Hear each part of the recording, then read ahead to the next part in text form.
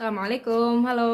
Ketemu lagi bersama aku Elisa yang akan membahas seputar kuliah di Turki.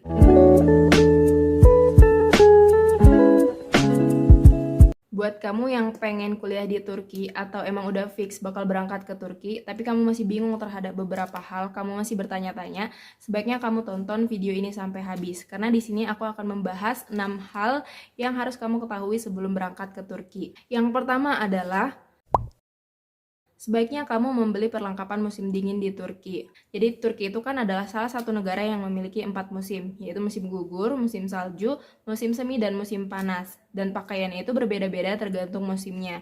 Nah, biasanya di musim dingin itu kita membutuhkan pakaian yang tebal, seperti jaket atau mantel, terus juga sepatu boot, kaos kaki yang tebal, kupluk, shawl, sarung tangan, dan lain-lain. Jadi untuk barang-barang ini saran aku sebaiknya beli di Turki aja. Kenapa? Karena harganya lebih murah, terus juga pilihannya banyak, kualitasnya juga bagus-bagus, dan untuk tidak memberatkan bagasi kamu. Pakaian musim dingin seperti jaket itu kan tebal, terus juga gede, dan itu akan memakan banyak ruang di koper kamu. Sementara jatah bagasi untuk penerbangan internasional untuk kelas ekonomi itu biasanya cuma 30 kg. Jadi kalau misalnya kamu gak membawa barang-barang ini, kamu bisa isi dengan barang lain yang penting yang harus kamu bawa ke Turki. Yang kedua adalah pelajari dasar-dasar bahasa Turki. Jadi di Turki kita akan menggunakan bahasa Turki. Dan tidak semua orang Turki itu bisa berbahasa Inggris atau berbahasa Arab. Jadi kita yang harus belajar bahasa Turki. Kalau misalnya nggak bisa bahasa Turki, itu kita akan menemukan banyak kendala ketika hidup dan kuliah di Turki. Kayak aku dulu, aku sama sekali nggak bisa bahasa Turki, bahkan dasarnya pun aku nggak bisa. Seperti hal sepele, ditanya nama pun aku nggak ngerti awal-awal datang ke Turki. Dan kita menemui banyak banget kendala, bahkan kendalanya itu udah ada sejak kita di Bandara Istanbul. Kita miskom sama petugas bandara karena nggak bisa bahasa Turki. Kita ngomong pakai bahasa Inggris, tapi itu masih miskom gitu, padahal itu di bandara internasional. Jadi sebaiknya kamu persiapkan bahasa Turki dasar sebelum datang ke Turki. Yang ketiga adalah makanan Indo. Ini juga penting banget untuk kamu persiapkan dan kamu bawa ke Turki. Apalagi untuk kamu yang misalnya suka pedas atau susah beradaptasi dengan makanan baru atau makanan asing.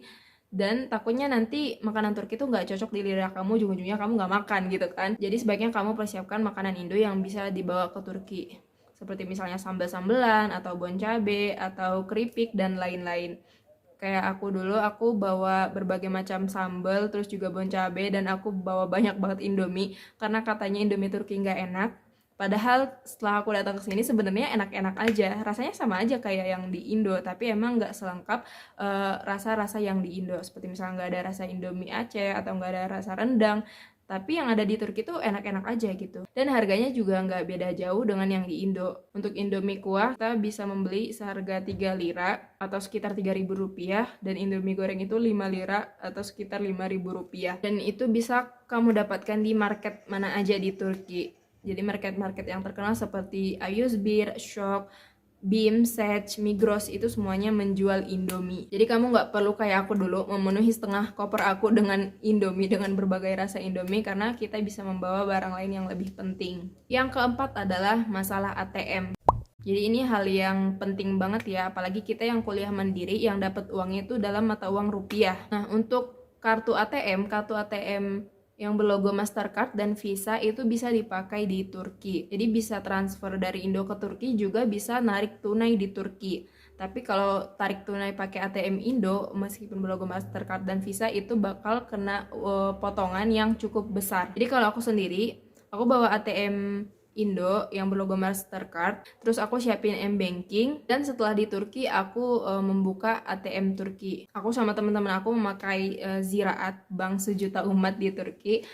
Nah, nanti orang tua itu mentransfer dari Bank Indo ke rekening aku. Nanti aku tukerin lagi, banyak kok teman-teman yang membuka jasa penukaran uang, nanti transfernya melalui M-Banking. Yang kelima adalah siapin uang buat liburan. Tapi bukan berarti maksud aku di sini adalah meminta uang ke orang tua buat liburan di Turki gitu kan. Apalagi orang tua kita kan pas-pasan atau bahkan susah-susah untuk mencari biaya kita kuliah ke Turki gitu. Maksud aku, kalau misalnya kita punya cukup uang atau bahkan lebih, misalnya dari keluarga atau dari mana-mana, atau uang jajan kita sendiri, itu jangan dihambur-hamburkan. Jangan terlalu boros. Karena sebagaimana yang kita tahu, Turki itu negara yang indah banget, Masya Allah. Terus musimnya juga lengkap, ada 4 musim. Tempat wisatanya bagus-bagus banget, segala aspek ada laut, ada gunung, sungai, danau, terus tempat-tempat bersejarahnya juga banyak, bagus-bagus banget. Terus ada Kapadokia, It's My Dream. Pokoknya ada banyak banget tempat yang bagus di Turki dan menggoda untuk dikunjungi. Dan itu tentu butuh anggaran untuk bisa sampai ke sana. Jadi ingat, jangan boros-boros sebelum datang ke Turki atau awal-awal di Turki. Mending pakai uangnya buat traveling, karena traveling juga kan banyak banget manfaatnya. Selain untuk healing, selain untuk refreshing, kita juga bisa dapat wawasan baru, ketemu orang baru, dan banyak banget gitu. Tadabbur alam gitu kan, mentadaburi ciptaan Allah yang maha kuasa gitu. Nah, yang keenam, yang terakhir tapi yang gak kalah penting adalah siapin mental. Jadi yang kita lihat di medsos itu, kuliah di luar negeri, khususnya di Turki, itu kan kita lihat yang seneng-senengnya aja gitu. Misalnya main salju, terus main ke tempat-tempat keren, terus kampusnya keren, berteman dengan berbagai orang dari berbagai negara. Tapi di balik itu semua, pasti ada hal-hal yang gak menyenangkannya juga. Pasti kita akan mengalami berbagai kesulitan, berbagai masalah. Belum lagi kita itu jauh dari rumah dan jauh dari keluarga, atau bahkan jauh dari negara kita sendiri, berjarak ribuan kilometer gitu. Nah, kita akan mengalami berbagai masalah, terus kita harus membuat keputusan sendiri. Jadi ya itu siapin mentalnya sebelum berangkat ke Turki. Karena nggak semuanya enak, nggak semuanya manis. Ada juga asam, ada asin, pahit, dan berbagai rasa lainnya. Jadi jangan berekspektasi terlalu tinggi, tapi siapin juga siapin juga ruang buat menerima kekecewaan gitu kan, untuk ridho dengan segala takdir Allah, dengan segala apa yang terjadi, gitulah pokoknya. Mungkin segini dulu yang bisa aku sampaikan di video ini, semoga bermanfaat, dan jangan lupa share ke teman-teman lainnya biar mereka juga pada tahu, apalagi yang pengen kuliah di Turki atau bakal berangkat ke Turki, biar nggak ketinggalan info penting ini. Dan sampai jumpa di video berikutnya, insya Allah. Bye bye, see you, görüşürüz, güle güle.